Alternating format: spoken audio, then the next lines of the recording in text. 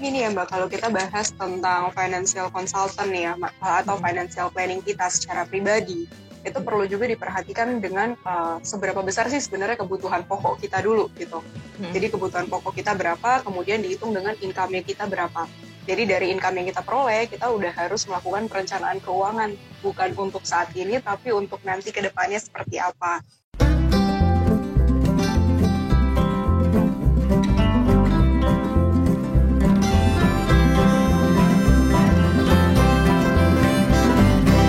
Install, yang bikin melek hukum memang klinik hukum online. Sudah mulai bosan baca cerita biasa? Senang baca artikel hukum, namun pembahasannya kurang komplit? Kenalin, ada yang baru di hukum online, Premium Stories. Artikel premium yang menyajikan ulasan komprehensif dari peraturan, putusan pengadilan penting, doktrin hukum, serta pandangan ahli hukum yang terintegrasi dalam satu artikel yang mudah dibaca. Ayo berlangganan Premium Stories sekarang. Dengan harga Rp42.000 per bulan, dapatkan wawasan hukum lengkap dengan harga yang terjangkau. Coba sekarang di hukumonline.com/stories.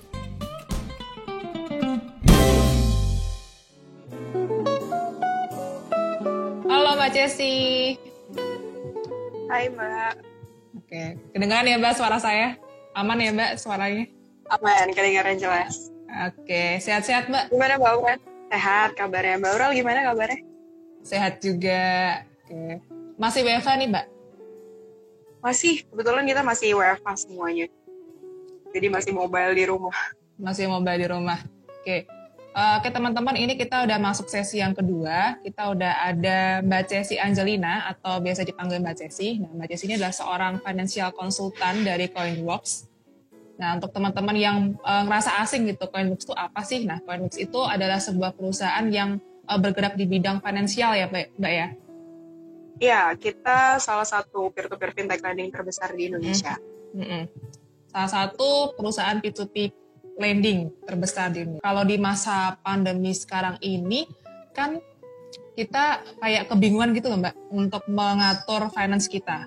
Nah, sekiranya ada nggak sih strategi khusus untuk kita gimana caranya mempertahankan atau mengelola keuangan kita dengan baik di masa pandemi? Sebenarnya gini ya Mbak, kalau kita bahas tentang financial consultant ya, atau financial planning kita secara pribadi, itu perlu juga diperhatikan dengan seberapa besar sih sebenarnya kebutuhan pokok kita dulu gitu. Jadi kebutuhan pokok kita berapa, kemudian dihitung dengan income-nya kita berapa. Jadi dari income yang kita peroleh, kita udah harus melakukan perencanaan keuangan, bukan untuk saat ini, tapi untuk nanti ke depannya seperti apa. Jadi perlu dibagi nih, misalkan ada yang pembagian portofolionya nih, atau pembagian perencanaan keuangannya itu misalkan 10% untuk dialokasikan untuk investasi, kemudian 40%-nya bisa dialokasikan untuk kebutuhan pribadi atau kebutuhan pokok, kemudian 30%-nya bisa digunakan untuk pelunasan hutang, atau misalkan untuk kita ngambil zakat atau gimana, seperti itu sih Mbak. Oke, jadi kita harus arrange dulu ya Mbak ya, berapa persen untuk ini, berapa persen untuk itu gitu ya Mbak? Sebaiknya memang pengalokasian untuk investasi dalam perencanaan keuangan itu baiknya setelah kita menerima income. Jadi jangan dihabiskan dulu nih untuk kebutuhan, baru nanti diinvestasikan. Tapi sebaliknya ketika kita baru terima income, kita langsung investasikan dulu, langsung dibagi nih berapa persennya di pos-pos tertentu, baru sisanya nanti dialokasikan untuk kebutuhan. Terus kalau misalnya di masa pandemi seperti ini kan ada juga yang gajinya dipotong, terus ada mungkin gaji yang belum dibayar, terus ada juga banyak yang karyawan di PHK massal oleh perusahaan. Nah itu gimana sih caranya kalau misalnya kita mau membuka bisnis tapi sumber pendanaannya tuh mepet gitu, ataupun malah dibilang nggak ada gitu. Ada solusinya nggak Mbak? Ada sebenarnya, balik lagi. Kalau kita lihat kan sebenarnya dari awal Maret ya Mbak, dari awal Maret sampai bulan ini kan masih pandemi ini, jadi udah hampir kurang lebih 1 tahun lah ya gitu, udah mulai banyak bisnis-bisnis yang bergejolak nih. Nah, kita perlu pahami juga kalau misalkan kita punya modal yang sangat amat minim, tapi kita mau bangun bisnis. Seperti tadi mungkin aku sempat dengar Pak Leo sudah sampaikan, kita kan sekarang sudah berjalan ke era digital yang semuanya serba online gitu ya. Yes. Which is bisa banget nih untuk memulai bisnis dengan modal yang kecil apabila semuanya bisa dilakukan secara online. Bisa kita, misalkan kita mau mulai untuk bisnis rumahan, mungkin dengan modal yang sedikit aja kayak jualan minuman, kopi atau apa gitu kan. sekarang kan itu semuanya juga udah bisa dilakukan online gitu. Itu bisa menghasilkan income yang lebih buat kita, terus modalnya juga kecil gitu. Lebih lagi sih sekarang kalau kita melihat untuk financial di perencanaan keuangan di sekitar bisnis ya Mbak ya, ngebahas di sini tuh lebih kayak meningkatkan ke kreativitasnya kita. Pertama kreativitas dulu, kemudian kita tujuannya target marketnya apa, kira-kira kita untuk bikin produk ini targetnya buat siapa sih gitu. Kemudian juga bisa dilihat juga nih, kira-kira kita mau lakukan penjualannya dari segi apa. Mau dari segi online, apakah kita mau kerjasama dengan e-commerce, atau misalkan kita mau jual by sosial media aja, atau bisa melalui WhatsApp, jadi mouth to mouth, atau gimana. Itu bisa jadi pilihan juga sih. Gitu. Nah, tadi kan Mbak juga udah sebutin kita harus memperhatikan strategi juga ya, target market kita gitu siapa, terus lebih lagi kan era sekarang kan lebih menujunya ke online gitu ya Mbak ya. Nah, itu selain itu hal-hal apa lagi sih yang perlu kita perhatikan? Misalnya tadi kan dari Coinworks sendiri kan ada sebuah perusahaan meminjam online ya gitu ya Mbak ya. Nah, nah misalnya kita ingin meminjam online gitu, apa sih hal-hal yang perlu kita perhatiin misalnya dari legalitas si peminjam itu sendiri, atau mungkin dari segi perjanjiannya, atau apa gitu yang kita perlu perhatiin sebelum kita meminjam online? Sebenarnya gini Mbak, kalau kita ngomongin untuk pinjam-meminjam ya, jadi Coinworks ini adalah salah satu platform di mana kita mempertemukan antara peminjam dengan pendana. Jadi kita hanya menjadi jembatan aja yang menghubungkan antara pendana, mereka yang punya dana untuk membantu orang-orang yang memang mereka punya bisnis tapi kekurangan dana nih misalkan sebagai peminjam. Nah, kita mempertemukan antara kedua orang ini, antara peminjam dengan pendana. Nah di sini yang perlu diperhatikan adalah pertama perlu dicek dulu apakah company-nya itu sudah terdaftar dan diawasi OJK atau belum. Karena kalau kita lihat banyak banget fintech atau perusahaan peer-to-peer lending yang ternyata belum terdaftar di OJK, belum terdaftar dan belum diawasi. Nah itu akan menjadi salah satu risk yang bahaya juga gitu ya buat kita, baik dari sisi investor maupun dari sisi peminjam gitu. Jadi pertama yang perlu perhatikan itu legalitasnya, apakah sudah diawasi dan terdaftar di OJK atau belum. Kemudian nanti kalau dari sisi peminjam itu ada dibutuhkan seperti KTP, kemudian ada dari rekening koran untuk BI checking dan Pevindo checking, kemudian juga nanti kita ada NPWP, kemudian usahanya sudah berjalan berapa lama, itu biasa ada interview lanjutan gitu. Tapi kalau dari sisi pendana atau dari investor biasanya yang dibutuhkan hanya KTP aja gitu. Tadi menyambung pernyataan Mbak yang bilang kalau sebelum kita meminjam online kan kita perlu ngecek dulu gitu apakah pinjaman online ini udah terdaftar di OJK. Nah, untuk mengeceknya itu gimana sih Mbak caranya? Bisa dibuka langsung sih sebenarnya, ada di website-nya OJK, jadi bisa dicek apa aja yang sudah peer-to-peer mana saja yang sudah terdaftar di OJK, itu bisa dicek langsung di website-nya OJK. Sudah mulai bosan baca cerita biasa? Senang baca artikel hukum, namun pembahasannya kurang komplit? Kenalin, ada yang baru di Hukum Online, Premium Stories. Artikel premium yang menyajikan ulasan komprehensif dari peraturan, putusan pengadilan penting, doktrin hukum, serta pandangan ahli hukum yang terintegrasi dalam satu artikel yang mudah dibaca. Ayo berlangganan Premium Stories sekarang. Dengan harga Rp42.000 per bulan, dapatkan wawasan hukum lengkap dengan harga yang terjangkau. Coba sekarang di hukumonline.com/stories. Kita masuk ke sesi tanya jawab ya Mbak ya? Boleh. Oke. Ada pertanyaan masuk dari Rika Dianti. Bagaimana cara untuk mengatur keuangan dengan income yang nggak terlalu besar, Bu? Mengutamakan yang mana? Silakan Mbak Cesi. Kalau income-nya nggak terlalu besar, mengutamakan yang mana? Pertama, yang kalau di masa seperti pandemi gini ya, untuk kita yang pertama kali perlu dijaga itu adalah, pertama kita punya proteksi dulu. Itu yang paling penting. Jadi kalau kita udah punya proteksi untuk diri kita, itu untuk menjaga. Supaya kalau misalkan kita ada resiko atau apa, kita ada yang meng-cover gitu. Pertama punya proteksi diri, kemudian punya dana cadangan. Artinya dana, bisa dibilang dana tak terduga lah ya gitu. Itu perlu dipersiapkan gitu, dana darurat. Jadi apabila kita ada kekurangan atau gimana, kita bisa ngambil dari dana darurat itu. Kemudian baru nanti sisanya paling besar itu harus dialokasikan untuk kebutuhan pokok. Gitu. Oke, berarti kalau misalnya mau mengelola keuangan, pastikan dulu disisain untuk dana darurat gitu ya, Mbak ya? Iya, dana darurat dan proteksi dulu, baru nanti kebutuhan pokok berikutnya. Kalau misalkan kebutuhan pokoknya udah terpenuhi, masih ada sisanya nih, bisa dialokasikan untuk zakat, bisa juga dialokasikan untuk investasi gitu. Karena kan kalau kita melihat investasi sekarang juga udah bisa mulai dari jumlah yang minimum ya, dari 100.000 rupiah aja udah bisa berinvestasi, baik di reksadana maupun di saham juga sebenarnya bisa gitu, atau apalagi di peer-to-peer lending itu juga bisa gitu. Kalau untuk persenannya sendiri itu kita menyesuaikan sendiri atau ada nggak sih tips dari Mbak nih, misalnya persenan ini? Kalau dari aku pribadi ya, biasanya aku mengalokasikannya 10% itu untuk investasi, nanti 20%-nya itu bisa untuk zakat dan lainnya, 40%-nya bisa untuk kebutuhan pokok, terus sisanya bisa dialokasikan untuk pelunasan hutang atau yang lainnya. Gitu sih. Itu udah persentase yang dasar biasanya. 10, 20, 30. 10, 20, atau 10, 20. Punya aplikasi mengelola keuangan nggak untuk di-download?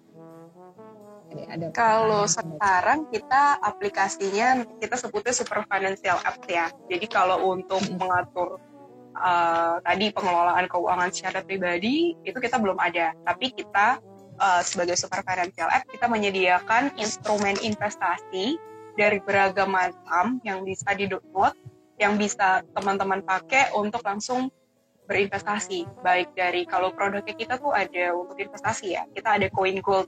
Jadi buat yang mau berinvestasi di emas bisa juga nih, kita ada Coin Gold, kemudian kita ada Coin Robo atau itu super kita juga. Jadi di situ bisa langsung mendanai, tinggal pilih tenornya aja. Ada juga Coin P2P. Coin P2P ini sistemnya kita yang langsung bertemu di marketplace, memilih sendiri borrowernya, kita langsung bisa membantu borrowernya, nanti kita bisa dapat returnnya dari situ. Gitu. Sementara platformnya kita hanya menyediakan tentang ini untuk instrumen investasi yang bisa menjadi pilihan buat teman-teman. Gitu. Itu bedanya masing-masing apa Mbak? Kalau misalnya nih kita mau buka UMKM nih, kan modalnya nggak terlalu besar, misalnya di bawah 50 gitu. Itu masuknya yang mana gitu produknya? Produknya yang mana? Kalau untuk itu kan kalau yang tadi aku sampaikan itu dari sisi pendana ya Mbak, dari sisi investornya. Kalau dari sisi peminjam kita ada satu produk namanya Coin Business. Jadi di situ untuk setiap UMKM atau usaha-usaha yang memang mereka sudah berjalan kurang lebih 3 bulan, itu sudah bisa mengajukan mulai dari 10 juta sampai dengan 20 juta rupiah. Sampai dengan 2M, maaf. Jadi dari 10 juta sampai dengan 2M, dia bisa mengajukan pinjaman langsung di Coinbase. Syaratnya apa? Ketentuannya tadi dari KTP, NPWP, kemudian dari rekening juga, rekening koran. Kemudian nanti kalau misalkan dia bentuknya bisnis, biasanya itu dibutuhkan TDP, SIUP, dan lain-lainnya, legalitas yang lainnya. Tapi kalau misalkan dia usaha perorangan, hanya dibutuhkan NPWP aja. NPWP dan rekening koran. Setelah itu mereka bisa nanti daftar langsung nih Mbak. Kebetulan kita ada linknya untuk misalkan mereka yang mau langsung mengajukan pinjaman untuk modal bisnisnya mereka bisa mengajukan di bit.ly/rekkw. Nah, di situ nanti bisa daftar langsung untuk pinjamannya, nanti ada pertanyaan-pertanyaannya yang bisa diikuti di kolomnya. Nah, di situ nanti akan diproses. Jadi setelah masuk tahap proses, nanti ada credit scoring-nya juga sampai nanti naik ke marketplace. Kalau apabila sudah naik ke marketplace, maka nanti dari Coin Business itu akan langsung platformnya naik ke Coin P2P. Gitu. Jadi nanti kita mendapatkan pendanaannya dikumpulkannya dari Coin P2P. Seperti itu.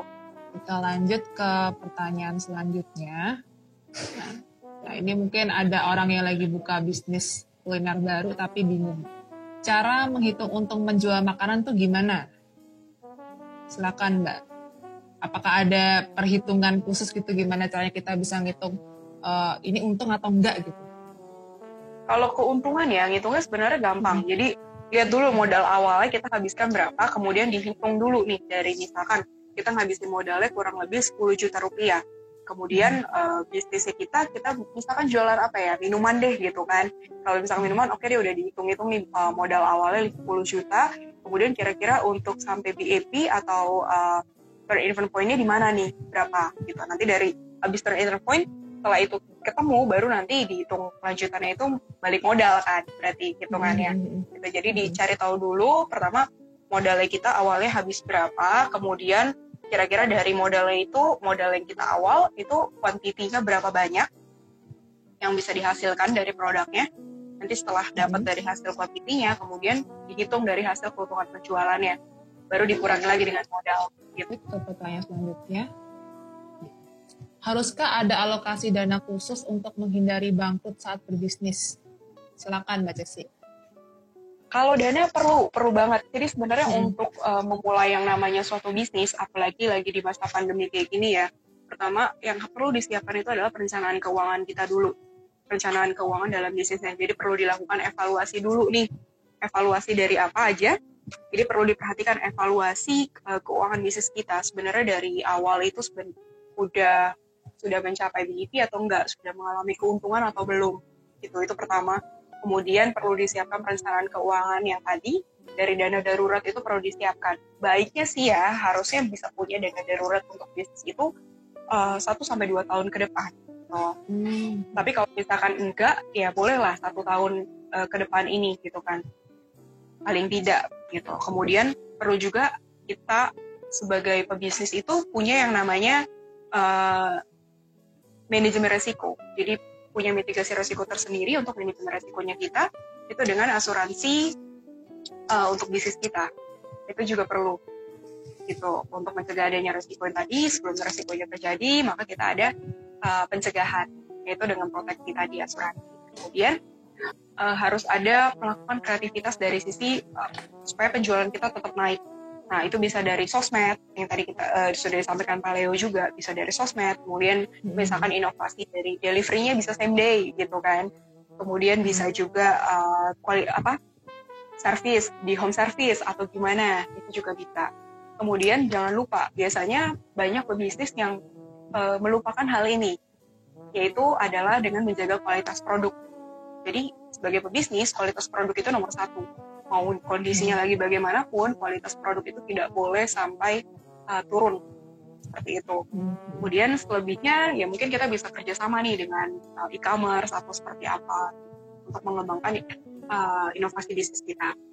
Oke, ya, kita lanjut ke pertanyaan selanjutnya. Perlukah memisahkan rekening pribadi dengan rekening usaha? Nah, silakan. Oh iya, perlu.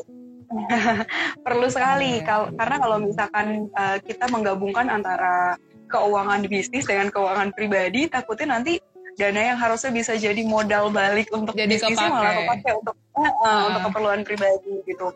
Jadi baiknya memang dipisahkan, jadi punya rekening sendiri untuk pribadi, kemudian rekening untuk bisnis, jadi kita juga bisa pantau nanti dari evaluasi keuangan bisnis kita sebenarnya gimana gitu. Oke. Itu penting banget tuh kalau misalnya kita buka bisnis, kita harus punya rekening sendiri khusus untuk bisnis biar kita bisa ngepantau juga soal keuntungan gitu ya Mbak ya. Ya, bisa pantau keuntungannya, kemudian pengeluaran dari bisnisnya kita gimana juga. Gitu. Karena kan gitu biar semuanya lebih jelas.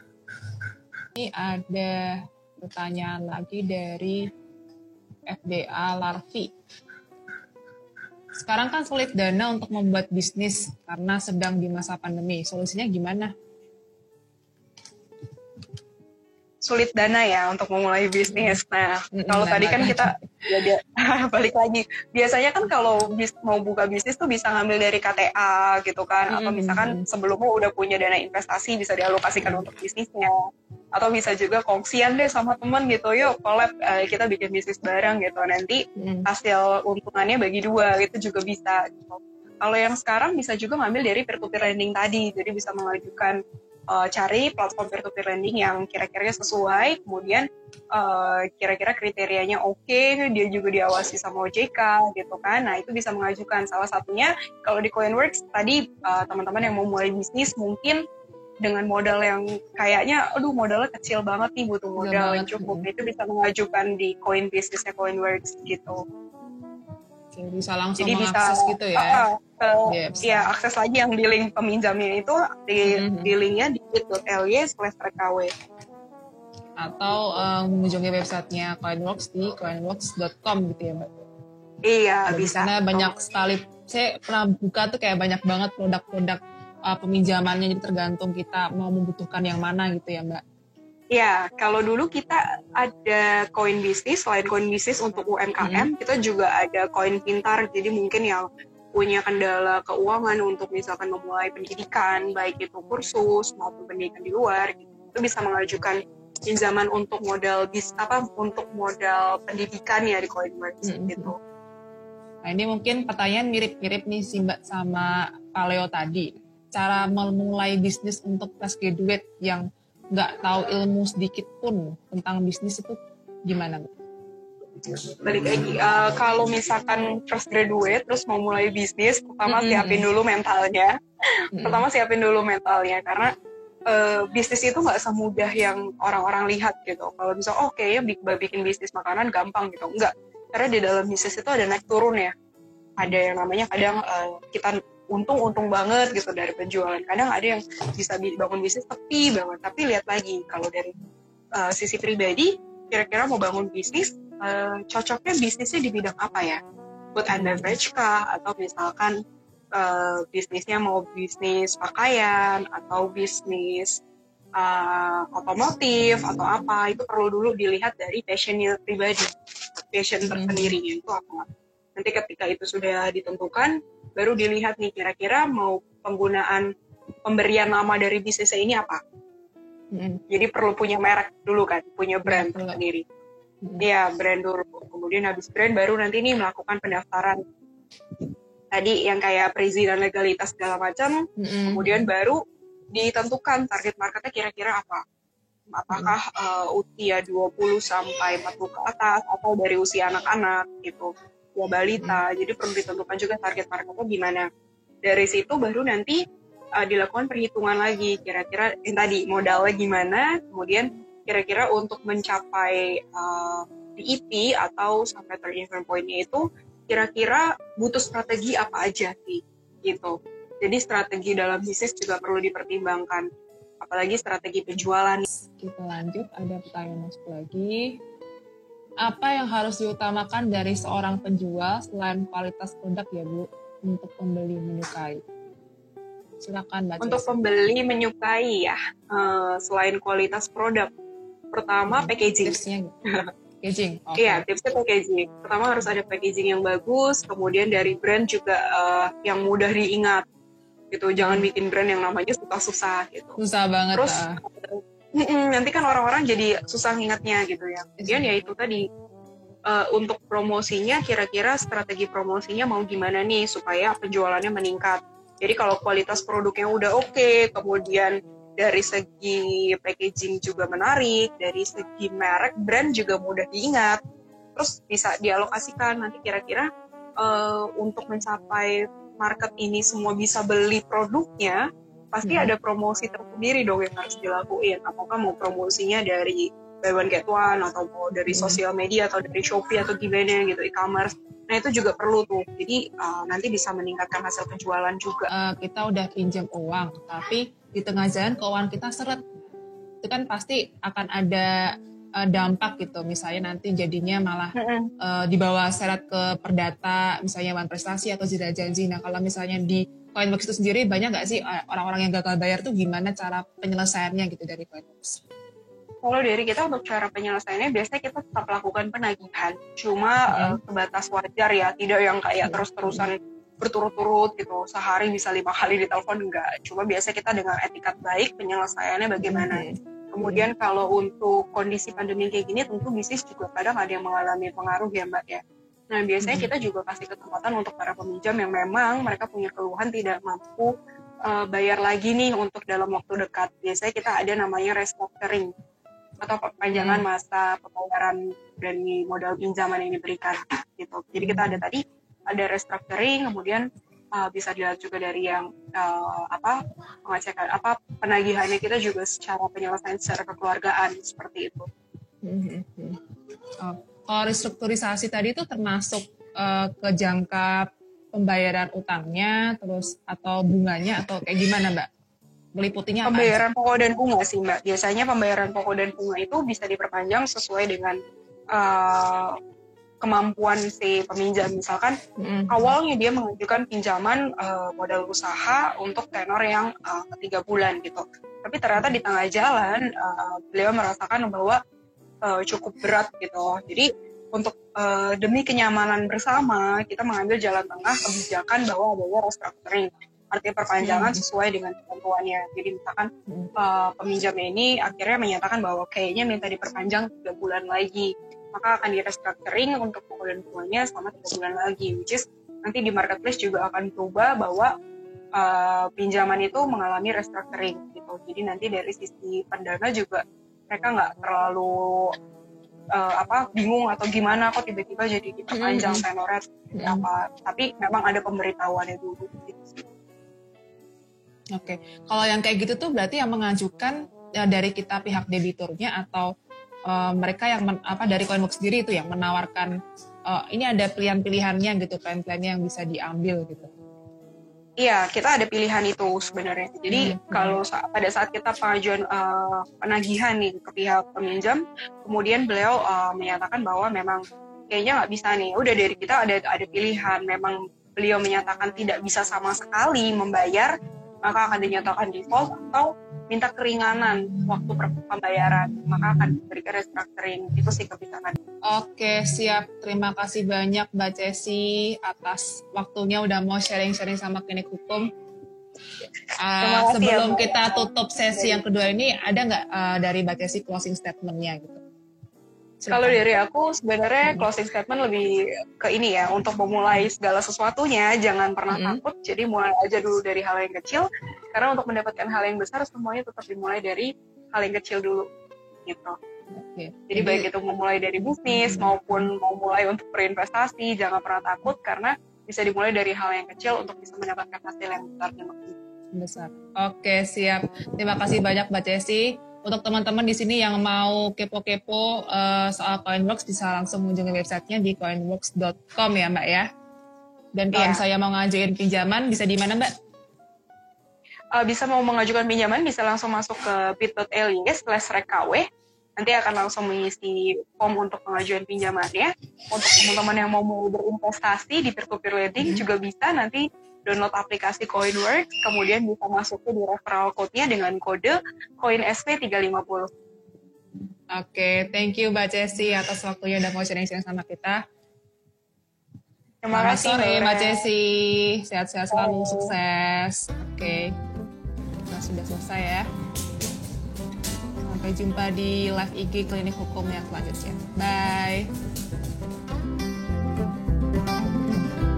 Dengarkan obrolan seru lainnya di playlist Instalo hanya di YouTube channel Klinik Hukum Online.